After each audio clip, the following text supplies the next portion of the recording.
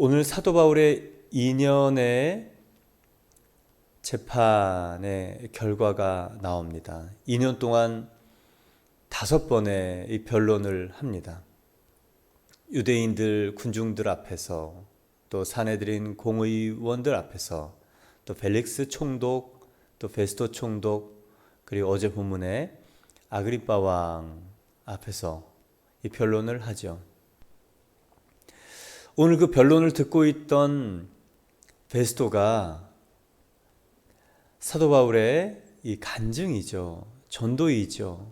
그리고 어떻게 보면 누가 정말 재판장이고 누가 변론자이고 누가 피고인지 모를 만큼 담대하게 얘기하는 것을 듣더니 이렇게 얘기합니다. 24절을 보면 바울이 이같이 변명하매 베스토가 크게 소리내어 이르되 바울아 내가 미쳤도다. 내 많은 학문이 너를 미치게 한다 하니. 베스토가 사도 바울의 이야기를 듣고 있다가 한 얘기가 바울아 너 미쳤구나. 너 미친 거 아니니? 왜 그럴까요? 베스토는 로마 총독입니다. 로마는 어느 나라보다 이 실리적인 나라였습니다. 현실에 기반을 둔 나라였습니다. 그래서 이성적이고 합리적인 판단을 빠르게 하는 사람들이 이 현실 세계에서 이 총독이 될 수 있었죠. 그런 만큼 베스토는 이 탄탄한 이 현실에 기반한 근거들을 가지고 판단하는 지극히 이성적인 그리고 탁월한 이 판단의 사람이었습니다. 그 사람이 사도 바울을 볼 때는 정신병자예요. 미친 사람이에요. 여러분 왜 그런지 아십니까? 왜 사도 바울에게 미친 사람이라고 이야기했는 줄 아시죠? 사도 바울의 이야기 내용이 2가지로 압축이 되기 때문에 그래요. 죽었던 예수가 살아났다. 죽었던 예수가 부활했다라고 계속 얘기하는 거예요. 그리고 또 하나는 나는 그 죽었던 사람이 환생해서 그 사람과 대화를 나눴다라고 얘기를 하는 것이죠. 그러니 벨릭스 입장에서는 사도 바울이 미친 사람입니다. 정신이 없는 사람이죠. 죽은 사람이 살아난 것 가능하지 않습니다. 그리고 죽은 사람과 대화를 나눴다고 얘기하는 것 미친 사람이 분명합니다. 이게 사도 바울의 전도의 전략이었어요. 우리는 이 사람이 받아들일 만한 이야기로 설득하려고 합니다. 이해할 만한 내용으로 예수님을 전하고 싶어 합니다. 또는 교회 다니면 좋아. 마음에 평안이 있고 그리고 누군가 보이지 않는 큰 절대자가 나를 사랑하셔. 그리고 십자가에서 죽으셨어. 나를 사랑하시기 때문이야. 얼마나 놀라워. 나를 사랑하는 존재가 있다니. 여러분 이렇게 전도하는 것은 한계가 있습니다. 또한 듣는 사람의 한계만이 아니고 전하는 자의 한계도 나타냅니다. 저희가 6월에는 복음을 설명하는 달입니다. 1시간, 2시간, 3시간, 5시간 쭉 설명할 수 있어야 됩니다. 이 주대심의 복음에 대하여 여러분이 설명할 수 있기를 바랍니다. 그래서 초신자든 초등학생이든 오래된 성도이든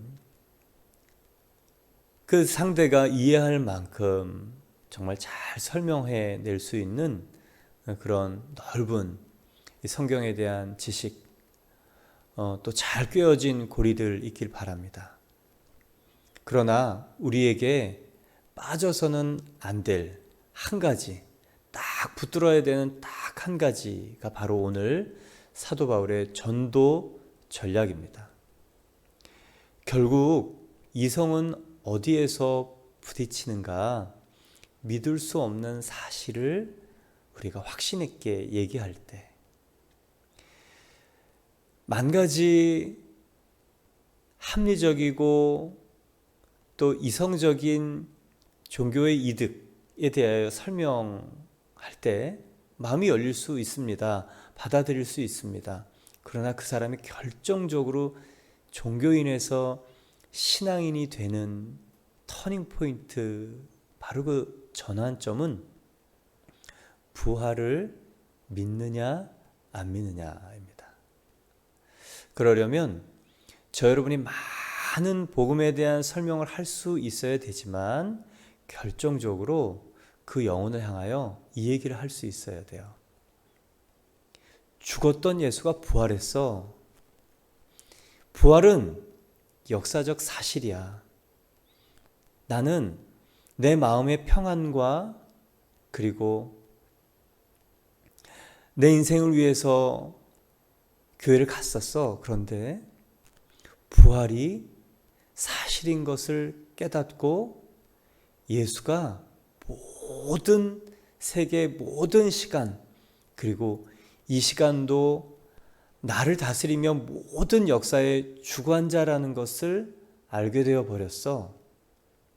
너 죽은 사람이 살아날 수 있다고 믿니? 그런데 예수가 살아났어. 나는 그것을 정말 믿어. 이 얘기를 계속하면 어떤 얘기가 돌아올까요? 뻔합니다. 너 미쳤구나. 어떻게 죽은 사람이 살아나니? 그런데 곰곰이 생각하게 됩니다. 마음을 접은 것 같지만 저 사람도 나와 똑같은 합리적이고 이성적인 그리고 지극히 현실적인 사람이었는데 왜 저 얘기를 계속할까? 왜 저걸 믿을까? 여러분, 그래서 부활이 사실이야. 예수를 믿는 것은 부활을 믿어야 진짜 신앙으로 들어가는 길이야. 여러분, 이 얘기를 할 수 있어야 돼요. 그 얘기를 하기를 바랍니다. 여러분 가족들에게 예수님이 부활하셨어. 이 사도 바울처럼 나는 그 부활하신 예수님을 만났어. 그분이 나에게 말씀하셨어. 이렇게 얘기할 수 있기를 바랍니다. 기독교는 논리적이지 않아요. 이성적이지도 않습니다. 거대 이성, 하나님의 논리, 하나님의 이성, 우리 인간의 생각을 초월한 합리성이 바로 우리가 이해할 수 없는 포인트이죠. 그러나 그 부활, 종교에서 신앙으로 넘어가는 바로 그 관문이 부활입니다. 여러분이 전도할 때 어떻게 전도할까? 어떻게 해야 이 사람의 마음의 문이 열릴까? 어떻게 해야 이 사람의 접촉점을 잡을까? 좋은 고민입니다. 그러나 빼서는 안 되는, 하지 않으면 안 되는 정말 중요한 전도의 말은 예수님이 2000년 전에 죽으셨는데 2000년 전에 살아나셨어. 그 부활이 사실이야.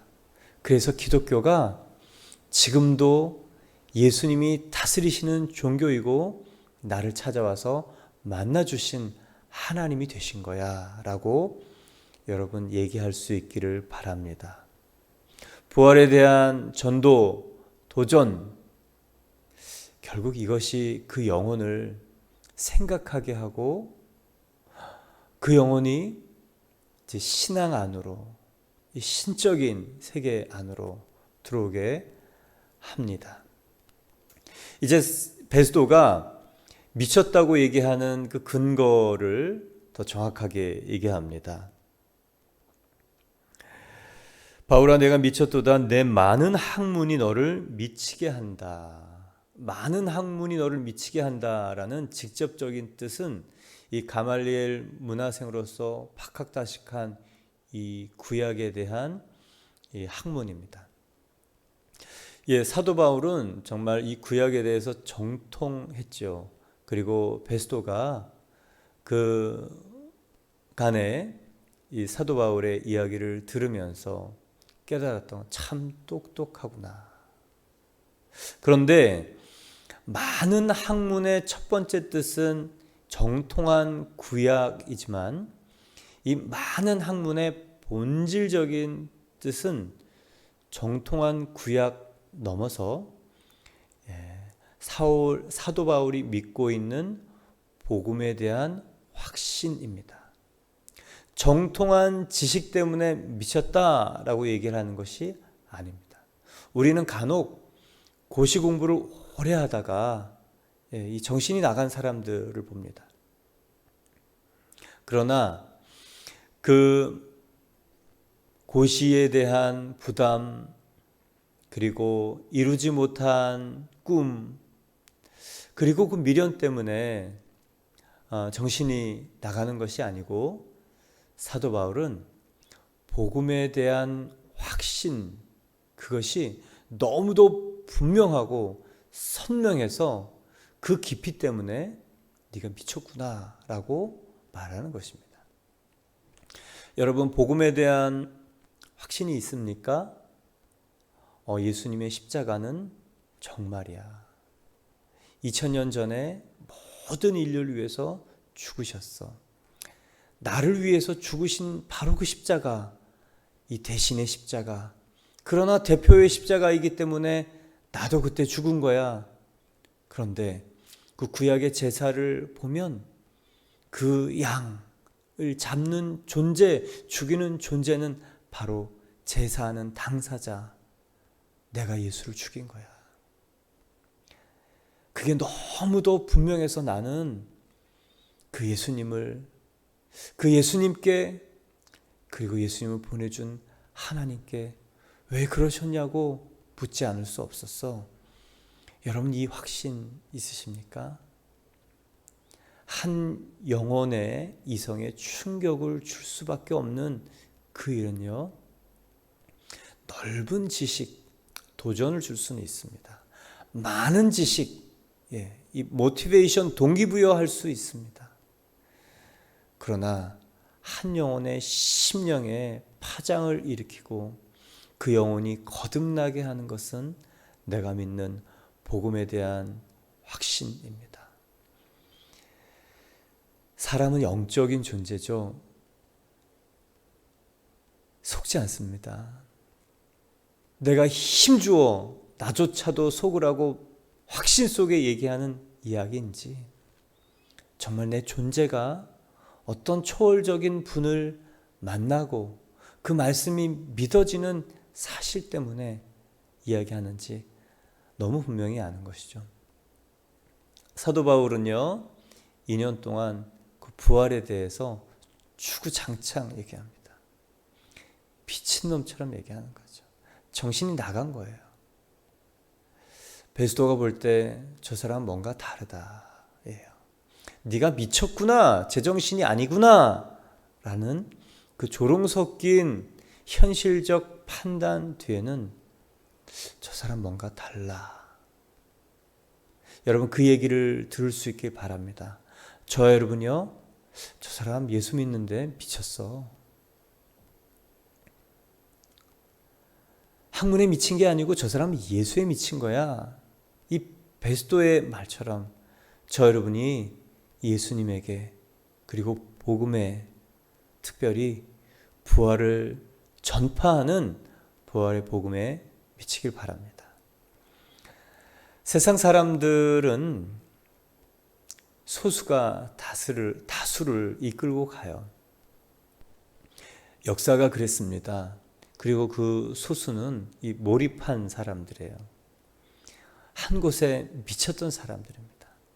평범을 거부했던 사람이에요. 그래서 평탄하고 평범한 인생이 아니고 뭔가 이끌려가듯 홀린 듯 자신을 던져놓는 사람들이 자신과 함께 역사를 이끌어갔습니다.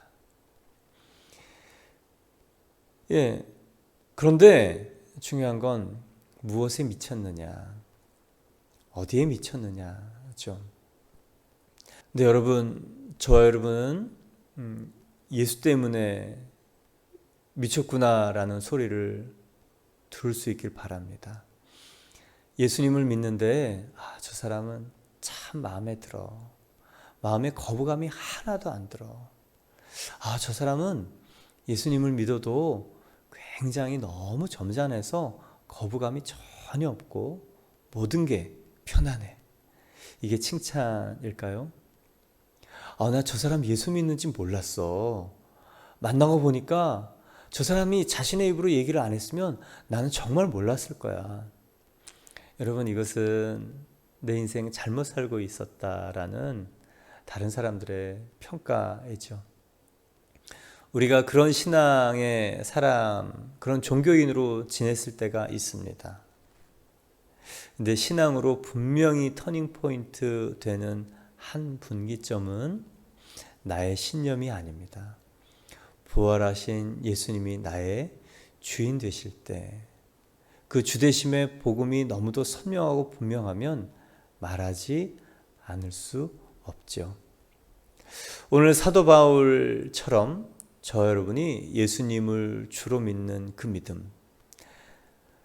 믿음은요, 다른 사람에게 미친 사람이라는 얘기를 듣는 게 마땅합니다. 왜요? 죽은 자가 살아난 것을 믿는 믿음이 기독교이기 때문에 그렇습니다. 여러분, 광신자, 미친 사람, 이죠. 여러분과 제가 십자가에서 죽으신 예수님이 부활하셨다라는 얘기를 계속 하면서 저 사람 좀 미친 사람이다 라는 얘기를 들을 수 있길 바랍니다. 그때 우리의 주의해야 될 한 가지는 평범 이상의 현실의 열매를 맺어야 된다는 거예요. 직장 생활 남보다 더 잘해야 됩니다. 재정의 지출 남보다 더 이타적이어야 됩니다. 자녀 교육 목표가 다른 사람의 눈에 볼 때 방법이 목표가 달라 보여야 됩니다. 부활을 얘기하면서 우리가 이 세상 사람들이 사는 방법대로 산다면 아무도 그 부활에 대하여 호기심을 갖지 않습니다. 더 열심히, 더 최선을 다해서 더 이 세상의 열매를 맺어야 하는 한 가지 이유가 있다면 저 사람 현실적이야, 이성적이고 합리적인 사람이야. 그런데 저 사람은 신기해, 부활, 믿을 수 없는 얘기를 해. 저 사람의 삶의 모습을 보면 지극히 정상이야. 아니, 본받고 싶어. 근데 저 사람의 이야기는 어딘가 이상해. 여러분, 이 부조화의 충격, 저 여러분이 다른 분들에게 드려야 됩니다. 그래야 우리가 믿는 바, 복음에 대한 이 확신이 다른 영혼에게 예수의 문을 여는 일이 됩니다. 여러분, 전도할 때 교회 다니면 좋아, 평안이 있어, 그렇게 전도하지 않기를 바랍니다. 예수님이 살아나셨어, 그렇게 전도할 수 있기를 바랍니다.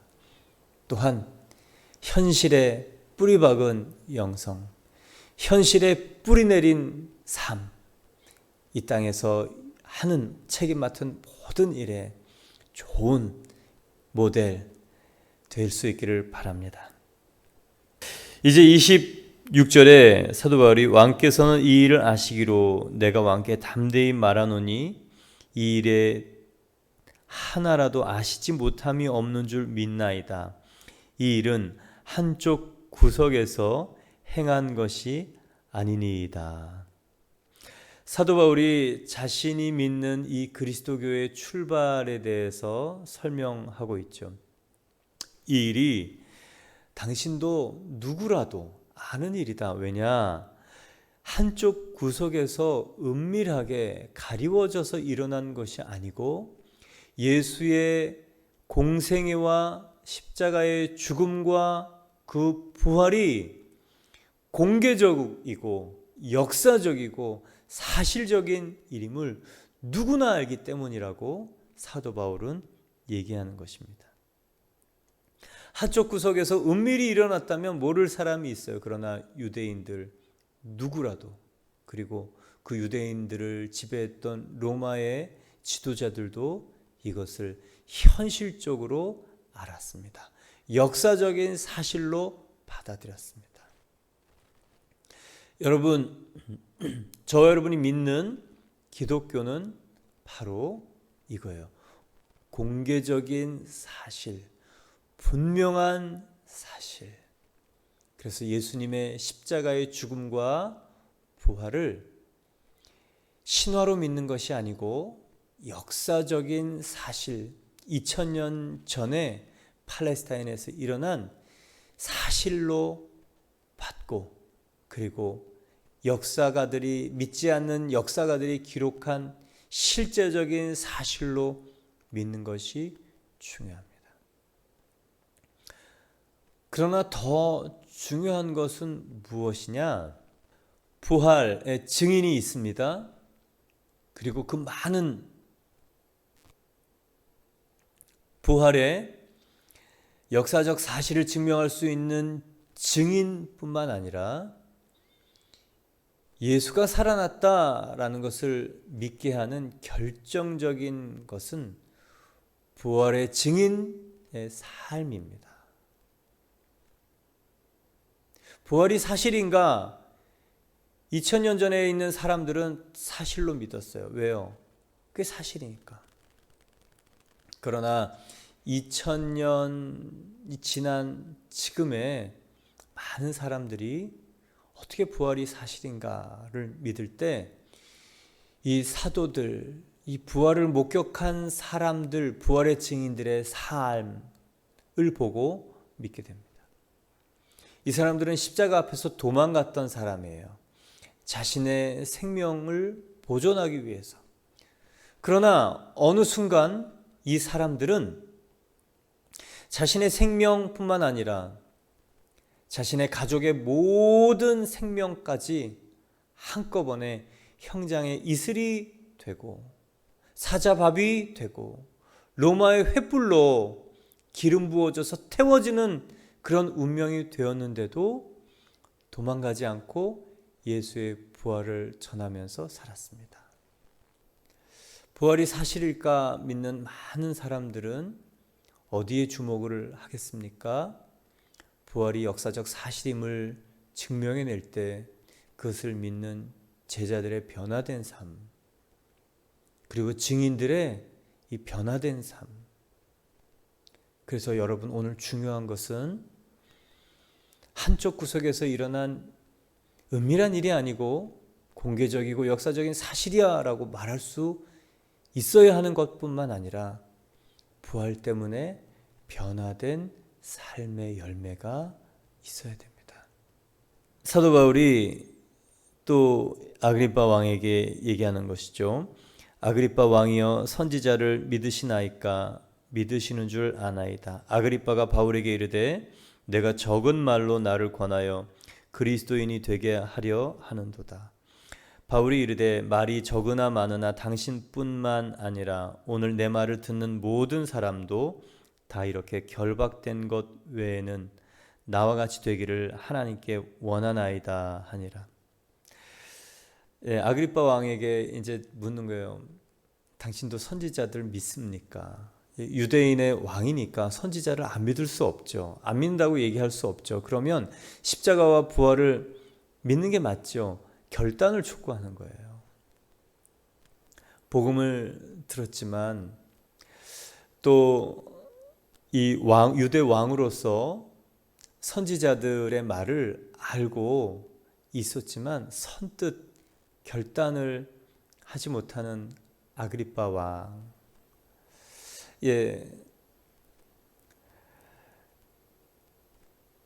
왜 못할까? 왜 결단을 못할까?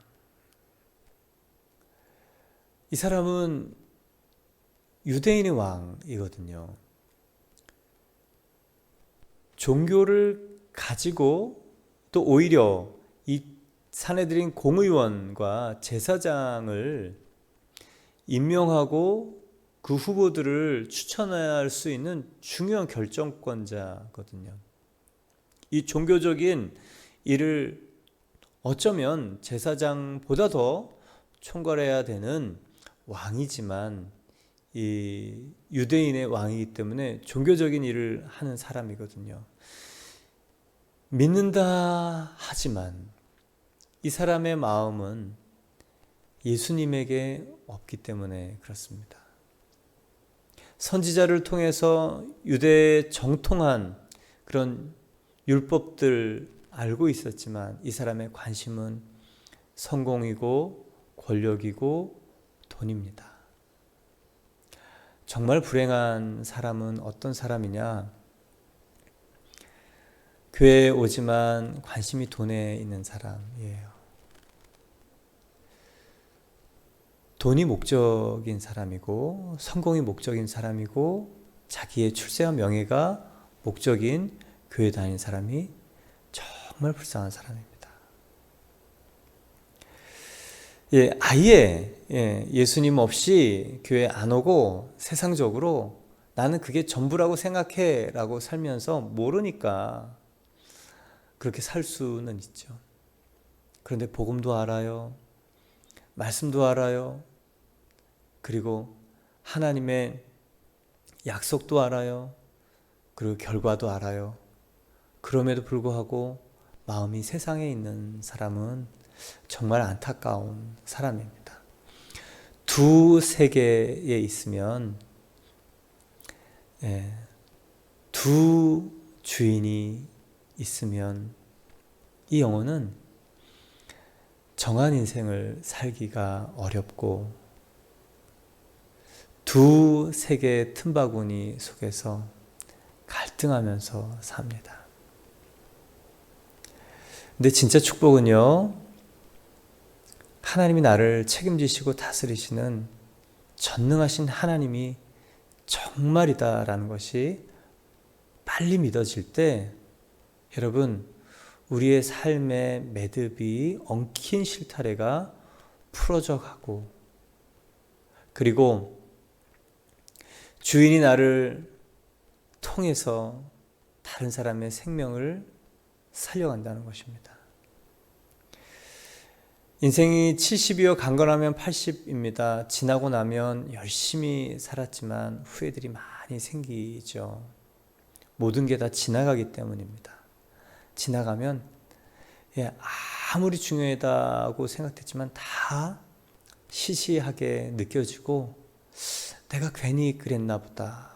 왜 저런 일을 가지고 그렇게 사니 못 사니 죽네 사네 목숨을 걸고 살았을까? 다 부질없는 것 같다. 뒤늦은 후회가 아니고 지금부터 마음의 정함.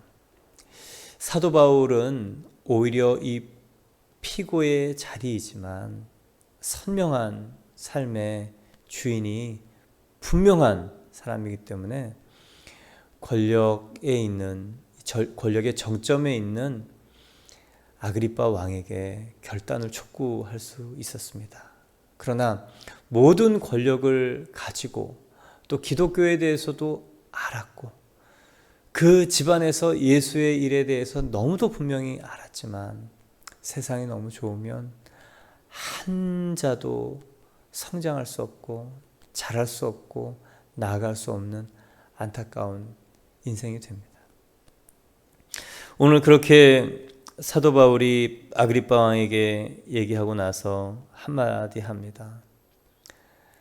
오히려 이 재판하는 재판부, 권력의 핵심인 베스도와 아그리빠 왕과 그 측근들에게 나는 당신들이 나와 같이 되기를 바란다. 이 결박당한 것 외에 이 피고로 내가 묶여있는 죄수의 신분이지만 오히려 내가 당신들보다 더 복된 인생이고 더 감격적인 인생이며 당신들도 그 예수를 만나기를 원한다라고 얘기하는 거예요. 여러분, 사도 바울처럼 이렇게 얘기할 수 있으려면 내 심령과 그리고 내 양심에 예수님의 주인 되심이 너무 확실하고 분명하고 그분의 살아계심이 의심되지 않을 때 이렇게 얘기할 수 있습니다. 또한 그 예수님의 다스림에 한 발 한 발 순종하기로 결정하고 그분을 따라갈 때 이런 얘기를 할 수 있습니다. 30절 왕과 총독과 베니게와 그 함께 앉은 사람들이 다 일어나서 물러가 서로 말하되 이 사람은 사형이나 결박을 당할 만한 행위가 없다 하더라. 이에 아그리빠가 베스도에게 이르되 이 사람이 만일 가이사에게 상소하지 아니하였더라면 석방될 수 있었을 뻔하였다 하니라. 다 들어보니까 결론이 무죄다. 야, 너 상소 안 했으면 석방될 수 있었겠다 라고 얘기하는 결론이 나오죠. 그런데 사도 바울이 그 상소를 취소하지 않습니다. 상소의 이유가 자신의 안전과 안위에 있지 않았기 때문에 그래요. 로마에 가는 것이 하나님의 뜻이었습니다. 더 큰 법정 제국의 이 심판대 앞에서 기독교가 미친 종교가 아니고 또 기독교가 온전하고 합법적이고 사도 바울이 믿는 이 부활의 예수가 사실임을 선언할 이 로마에 가는 것이 하나님이 원하시는 것이기 때문에 그렇습니다. 오늘 사도 바울의 2년의 재판의 결론 무죄. 그러나 그 2년의 재판의 과정을 보면서 깨닫는 한 가지는 부활을 이야기해야 그 영혼이 바뀐다라는 것입니다. 저 여러분이 사도 바울처럼 부활의 주를 만나서 주인이 바뀌는 인생, 그리고 십자가에 죽으신 그 예수가 부활했다라고 힘껏 그리고 미쳤다 소리를 들을 만큼 얘기하는 이 부활이 너무도 분명한 사실인 사람이 되기를 축원합니다. 함께 기도드리겠습니다. 함께 기도드릴 때 하나님, 이 부활 이성적이지 않고 상식적이지 않지만 그것이 너무도 분명해서 말하지 않을 수 없는 사람이 되게 하여 주십시오. 그러나 내 현실적인 책임과 삶의 모든 일들이 이성적이고 또 현실적이고 책임감 있고 또 사랑 있고 또 온전한 그런 현실의 삶 위에 부활을 말하게 해 주십시오. 함께 기도하겠습니다.